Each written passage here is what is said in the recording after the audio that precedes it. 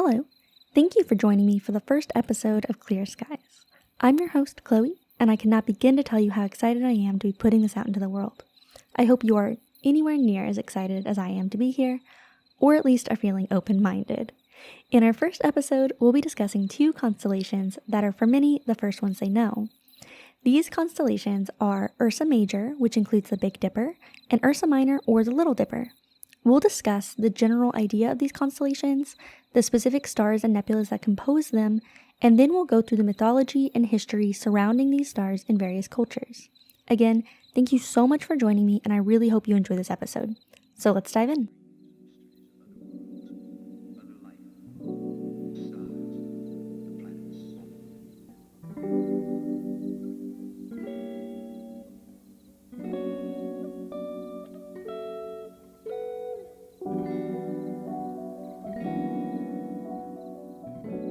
Ursa Major, or the Great Bear, and Ursa Minor, or the Lesser Bear, are visible year-round in much of the world.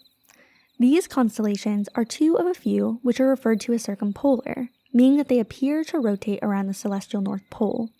In the extreme north, these celestial bears circle directly overhead year-round. The term for bear in Greek is arctos, and this is where the term Arctic or bearish comes from. Ursa Major is visible from positive 90 to negative 30 degrees, though in the south, some parts will dip below the horizon, and Ursa Minor is visible down to negative 10 degrees. Ursa Major is the largest constellation in the northern hemisphere and the third largest overall. It's composed of 22 stars and 13 celestial objects. Ursa Minor, however, is much smaller. It's the 56th constellation in size, with only 8 stars total and 1 deep sky object. Now the largest one, Ursa Major, actually takes up over 3% of the entire sky. Ursa Major is well known and easily found due to a large asterism known as the Big Dipper. An asterism is simply a pattern of stars which our brains create. It's like an unofficial constellation. They can prove super useful, and in fact the Big and Little Dippers can help you find your way in the dark. We'll get further into that later in this episode. Now, I'm going to go ahead and describe the general shape and design of these constellations, but star maps, photographs of the celestial objects, and a list of all of my sources will be available on the website at clearskieswithchloe.com, and it's also linked in the show notes below. So there are two ways to look at Ursa Major and see a bear shape. I'll start with the more common one. You'll begin with the Big Dipper, which consists of 7 stars, 3 in the handle and 4 in the cup. Since dippers are not super common these days, it may be easier to think of it as a saucepot. This asterism appears to rotate throughout the year, changing position in the sky as it rotates by the end of the handle. Now to see the large bear, we'll begin with the handle stars creating the tail of the bear, and the cup stars forming the top of the hind leg and part of the body of the bear. Along the top line of the cup, there are fainter stars which create a neck and head, and there are lines of stars below the cup to create the front and back legs. In the less common version, which I personally think looks a lot better, the handle stars create the head and neck of the bear, with the cup stars forming the back and ribcage area.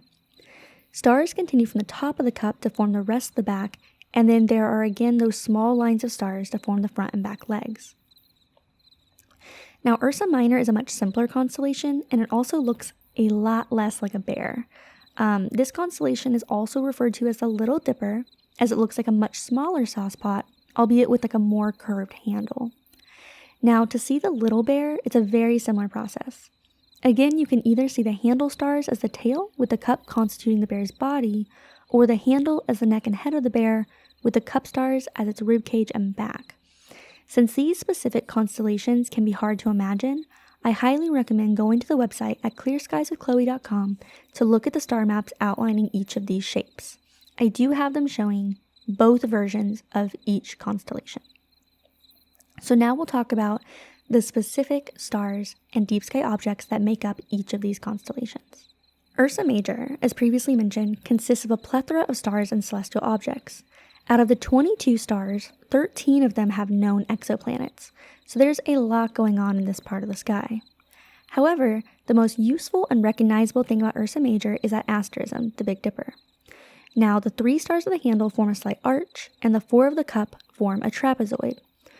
I mentioned before that this asterism could help you find your way in the dark, and to do this you need to use the cup stars. The 2 cup stars farthest from the handle, forming the outside edge of the pot, are at an angle to one another. These are referred to as pointer stars, as they point to an important landmark. If you draw an imaginary line between these two stars from the bottom of the pot to the top, and then continue that line, you will soon find yourself at a dimmer but still easily visible star. This is the first star of Ursa Minor, and the end of its handle. It's also known as the North Star Polaris, and if you see it, you know you are facing north. As these stars are visible all year, this can be very valuable. It is said that in the 1800s in the American Deep South, fleeing slaves would use this star to guide their way north as they made their escape.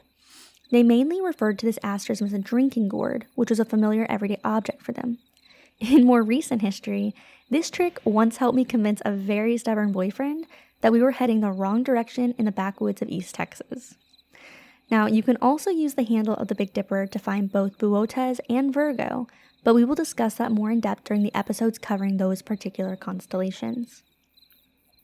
Before we begin discussing the specific stars in this constellation, I would like to mention an unusual feature of Ursa Major. As some of you may know, the brightest or most important stars within a constellation have Greek letter designations, typically based on brightness. The brightest star will be Alpha, the second Beta, etc. Ursa Major is unusual in that the stars were designated from west to east rather than by brightness.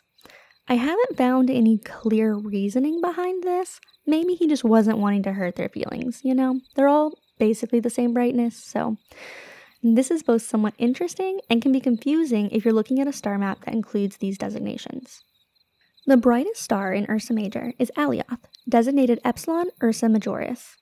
This star's name comes, as many of them do, from an Arabic phrase, this one meaning, quote, fat tail of a sheep, as it is the tail star closest to the bear's body. Otherwise, it is known as the first handle star of the Big Dipper. Some sources claim that this name is a mistake, and the original phrase actually referred to a, quote, black horse, but that's unclear. Most sources stand by the sheep translation.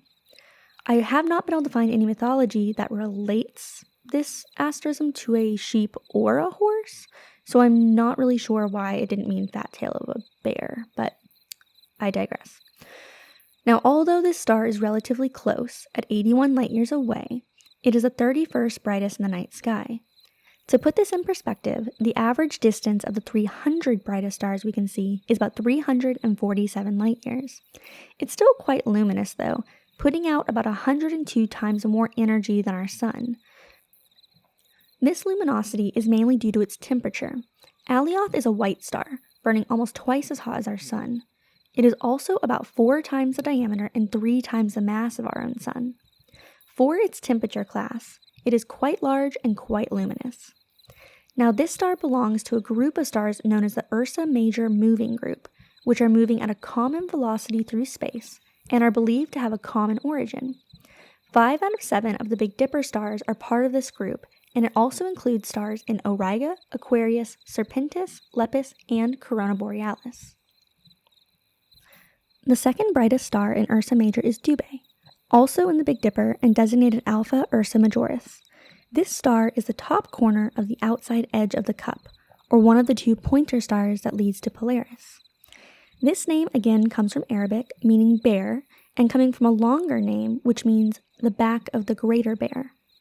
Dubhe is an orange giant, and therefore relatively cool. This star is quite a bit further away than Alioth at 123 light years. So in this case, we're seeing light from about 1898, yet it's almost just as bright. This is in part due to its large size. This star is 4¼ times as massive as our sun and 30 times larger in radius. Dubhe is an aging giant, which is no longer fusing hydrogen. As it has aged, it has expanded and grown. In a future episode, we will discuss the life cycles of stars in depth and explore the relationship between temperature, color, and luminosity. Now, while this may look like a single star, it is actually a 4-star system with a spectroscopic binary and 2 additional companion stars, all locked into orbit with one another. The close binary star is a small white star which completes an orbit with Alioth every 44.5 years. Alioth is one of the 2 Big Dipper stars that are not a part of the Ursa Major moving group, so over time this asterism and the greater constellation will change and disperse. Another star worth discussing in Ursa Major is Mizar, meaning girdle. This star is in the handle of the Dipper, second from the end, and it is also in a double star system. It has a visual companion, Alcor, and these two are often referred to in the hyphenated name Alcor Mizar. Alcor is from Arabic, meaning the proof, and was once used as an eye test. Since this second star is relatively small and dim, one must have pretty clear vision to see it. I definitely cannot see it without my glasses, and even with my glasses, I have to be in a pretty dark area with very little light pollution in order to see both stars. Now, this set of stars, Alcor and Mizar, was the first double star to ever be photographed. This star system is notable due to the fact that both Alcor and Mizar can be seen with the naked eye, and so they play into many of the myths that we will discuss later in this episode.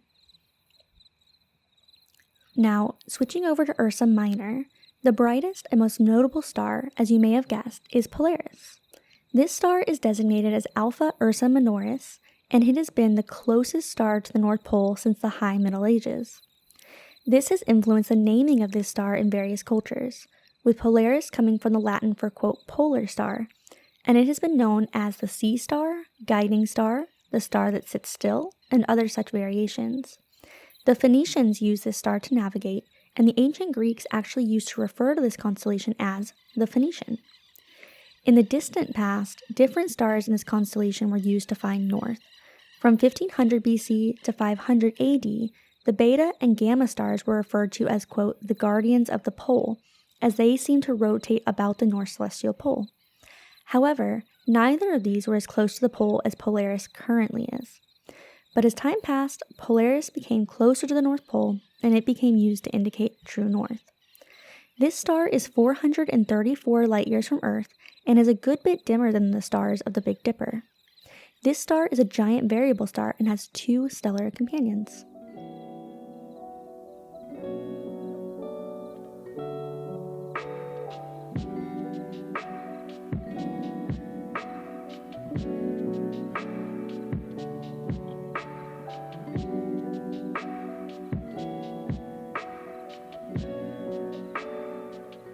Within Ursa Major, we have several notable celestial objects. One of the better known of these is the Pinwheel Galaxy, Messier 101, which is a spiral galaxy similar to our own. A spiral galaxy has a distinct shape. It's a fairly flat disk with a bulge in the center and arms of higher density gas and dust spiraling out from that center. From Earth, we have a face-on view of this galaxy with its spiral arms in full view. This galaxy is about 21 million light-years from Earth, and it's about 70% larger than our own galaxy, the Milky Way. In 2011, one of the stars inside of this galaxy went supernova, and we were actually able to observe it. Now, the Pinwheel Galaxy has several companion galaxies, the gravitational effects of which are thought to have helped create the shape of this galaxy. The brightest of these companions, and the closest to the pinwheel, is NGC 5474. This is a peculiar dwarf galaxy, in which the disk and star formation are offset from the nucleus, leading to a bright bulge offset from the kinetic center of the galaxy. Again, this is thought to have occurred due to the gravitational effects of the companion galaxies. This galaxy is further away at 22 million light-years, and although it is referred to a dwarf, it still has millions of stars. Now, another one in this area is Bode's Galaxy, or Messier 81. This galaxy has much tighter spiral arms and a more condensed shape. By comparison, the Pinwheel Galaxy is very open, again due in part to those companion galaxies. We do have another type of galaxy in this area, which is actually rather well known. This is the Cigar Galaxy, and it is a starburst type. Starburst galaxies come in many shapes, but are characterized by their exceptionally high rate of star formation. This galaxy is about 12 million light-years away, so a good bit closer than the others, and it is 5 times more luminous than our galaxy overall. However, the center of this galaxy, where most of the star formation takes place, is 100 times more luminous than ours, due to all of the hot, young stars. The Cigar Galaxy has a bright blue disk, which due to the angle we view it at appears to be shaped like an elongated ellipse, or a cigar. There are areas of shredded clouds, and it has two plumes of hydrogen exuding from the center of the cigar, perpendicular to the disk. Another notable object in this section of sky is the Owl Nebula. Now, this is a planetary nebula, which has nothing to do with planets at all. It's actually a shell of gas and dust, which has been ejected from a star in the late stages of its life.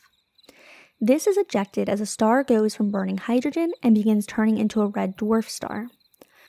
Although these are not actually similar to a regular nebula, when viewed through early telescopes they were similar in appearance. Planetary nebulas have a compact, round shape and tend to be fairly uniform, unlike the patchy appearance of a typical nebula. The Owl Nebula is about 26 light-years away, so relatively close, but it's quite dim.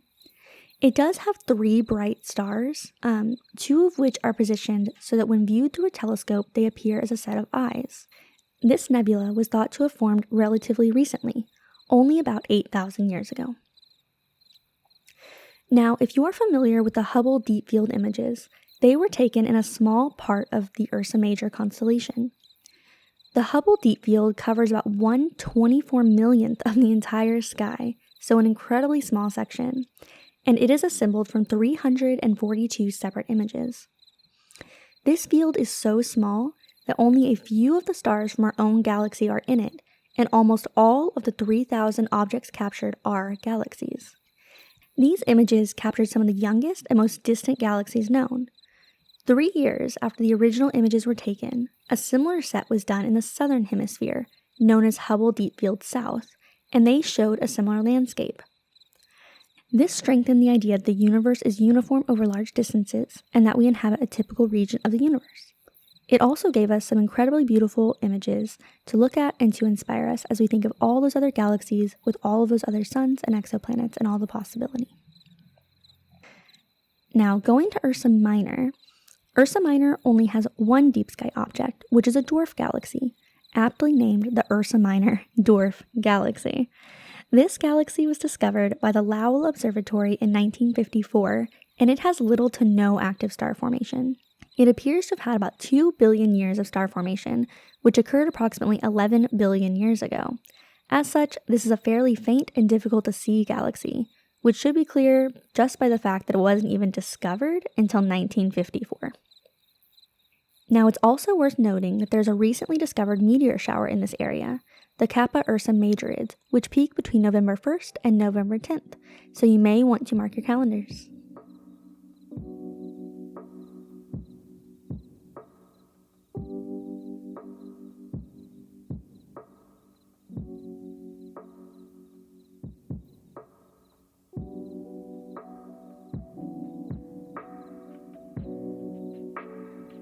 Now, as these constellations are some of the most recognizable and oldest known in the world, there's a wealth of myths and stories surrounding these stars.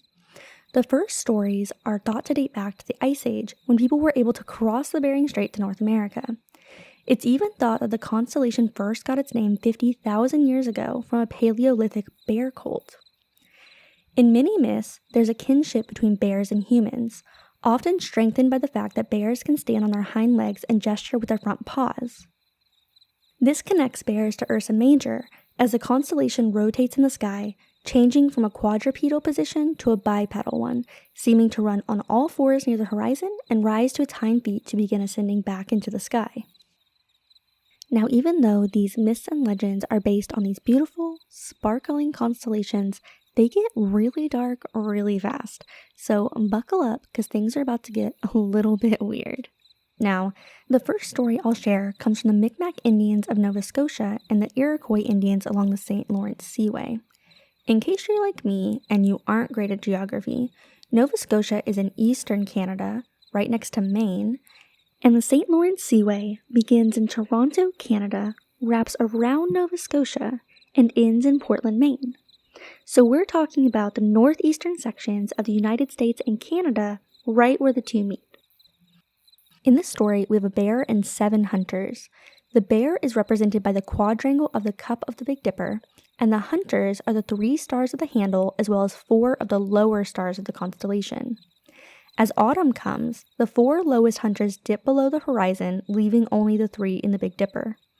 These 3 closest hunters, the stars of the handle, are each named after different birds. There's the robin, the chickadee, and the moose bird. So if I have any ornithologists listening and you know what a moose bird is, feel free to DM me because I have no idea. The chickadee is Mizar, and its visual binary Alcor represents a cooking pot carried by chickadee for after they catch the bear. In late autumn, as the bear begins to stand on 2 legs, the legend states that Robin wounds the bear with an arrow. This injury sprays blood on Robin, and thereafter he is known as Robin Redbreast. He shakes himself off and colors the leaves of the forest red. Like I said, it gets a little dark.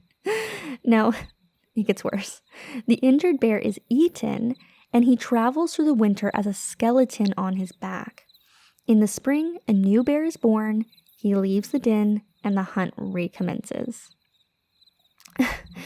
Okay, now we're going to go over to Europe for a myth you're likely more familiar with, which is the Greek myth of Callisto. Now, Callisto was a huntress devoted to the goddess Artemis, and like all of the companions of Artemis, Callisto had taken a vow of chastity. However, one day Zeus happened to see her and he was totally smitten. After many attempts, he managed to seduce Callisto. Soon after, the girl realized she was pregnant, but she kept it a secret from Artemis due to that chastity vow. Now, as we all know, you can't keep a pregnancy secret forever. So one day, while preparing to bathe in the river, Artemis noticed that she was visibly pregnant. Artemis became so angry at the betrayal that she turned Callisto into a bear, cursing her to remain in the woods and one day be killed by hunters. Now, Callisto remained pregnant with a human child, and a few months later, she gave birth to a son. This son was named Arcus, meaning, quote, born by a bear. Zeus gave this baby to the goddess Maia to raise him, and eventually he grew to be king of his land, named Arcadia. Now, Arcus inherited his love of hunting, and when he was out one day, he met a bear. He was completely unaware that it was his own mother, Callisto. He was preparing to throw a javelin to kill this bear. But Zeus was just looking down at the humans from Mount Olympus, and he saw this tragedy coming, so before the javelin could hit its mark, he turned them both into constellations. So Callisto, of course, is Ursa Major, and Ursa Minor is her son Arcus, though in a few versions Arcus is represented by Boötes, the herdsman. Now, a hop and a skip away, the Romans had a similar but separate myth, which still involves Callisto and Arcus. Now, Callisto was very beautiful, and while she was hunting in the forest, she grew very tired and just, decided to lay down and take a nap. So while she was napping, the god Jupiter noticed her beauty and was smitten. His wife, Juno, became extremely jealous. Later on, Juno discovered that Callisto had given birth to a child, and she determined that Jupiter must be the father. Juno decided to punish her by transforming her into a bear so that she would no longer be beautiful. It sounds like Juno has some self-esteem issues to work on. Now, after she was turned into a bear, her son, Arcus, was adopted, and eventually he grew up to be an avid hunter himself. One day, Callisto saw Arcus in the forest and was so overjoyed she ran up to him, momentarily forgetting that she was a bear. Arcus believed that he was being attacked and shot an arrow at Callisto. Jupiter, again, was just looking down at all the humans, and he stopped the arrow before it could pierce her. To save the family further damage from Juno, Jupiter transformed Arcus into a bear as well and threw them both into the heavens by their tails so that they could live peacefully. The strength of this throw elongated their tails, as you see in the night sky. Juno was furious about this, and she decided to further punish the pair. Again, she needs to go to therapy or something. So she decided to go to the god of the seas and make a demand. She stated that the two should be forever forbidden to wade in any water or streams, and so now they endlessly march around the pole star, never setting below the ocean. Now, the last version we're going to discuss today isn't so much a story, but just an Arab myth, though many cultures held similar views of this constellation. Now, I told you that all of the ones we discussed were dark, and this one is no exception. In this version, the Big Dipper asterism is not seen as a bear, but as representative of a funeral. These stars were referred to as the Great Daughters of the Coffin. The quadrangle forms the coffin and the handle stars mourners. In this particular culture, the middle handle stars, the Alcor Mizar double, represent the son and daughter of the man in the coffin, and the pole star is his murderer. They do say that murderers often go to their victims' funerals. Now, in this myth, the Little Dipper is the little daughters of the coffin, where the rectangle is the coffin, and the 3 tail stars are the daughters of the deceased. While the relations and specificity of the mourners vary, several cultures relate this asterism to a funeral. Other views of this asterism are a plow, a wagon, a skunk, a camel, a canoe, and a hog's jaw. Now, regardless of what they represent, they have proven to be not only beautiful, but very useful to many civilizations for thousands of years. I hope you've learned something new today and might look at these constellations a little bit differently now. Please join me next week for another constellation and subscribe so that all episodes are automatically put into your feed. If you like what you hear, please share this podcast with everyone that you know. All of our resources, photographs, and maps are located on our blog at clearskieswithchloe.com, which will be linked in the show notes. Please reach out to me on Instagram at clearskieswithchloe. That is Chloe with a C because I am not a Kardashian. So that is Clear Skies with CHLOE. I would absolutely love to hear your thoughts, corrections, suggestions, anecdotes, criticism, anything and everything you would like to share with me. Again, thank you so much for joining me, and I am wishing you clear skies ahead.